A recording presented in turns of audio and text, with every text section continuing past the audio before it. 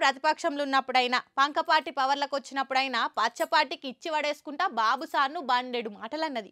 అస్వంటిది ఆటల మంత్రి అయినాక అస్సలకే ఆగుతలేదు. ఇంకా బాబును బాలయ్యను వాళ్ళ ఇంటోలను పక్క పొంటున్నోళ్ళను అందరినీ మాటలతో ఆడుకుంటా ఆటల మంత్రిగా దూసుకుపోతుంది.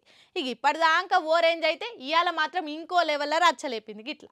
చంద్రబాబు అనే పేరు ఇనొచ్చినా కానొచ్చినా గానీ చంద్రనిప్పులు గక్కే రోజక్క ఒక్కోసారి స్పేస్ లేకపోయినా క్రియేట్ చేసుకొని మరి గట్టిగానే అరుచుకొని మిడిసిలు తిరగకుండా చేస్తుంది. ఆడదాం ఆంధ్ర పేరు మీద సర్కారులను సైకిల్ పార్టీ వాళ్ళు మాటలు అంటున్నారు కదా. ఆ ఆటల పోటీలు పంక పార్టీలు పచ్చపార్టీ నడుమ తిట్ల పోటీలకు సీటీలు ఊతున్నాయి.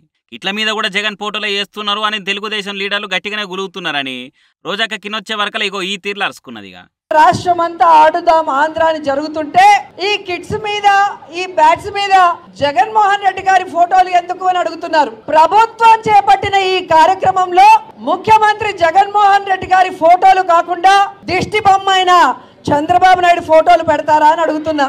గతంలో చంద్రబాబు నాయుడు అధికారంలో ఉన్నప్పుడు ముఖ్యమంత్రిగా ఆయన ఫోటోలు కాకుండా చిరంజీవి పవన్ కళ్యాణ్ ఫోటోలు వేశారా మీ సంక్షేమ పథకాల మీద కానీ వేరే వాటి మీద అని అడుగుతున్నా.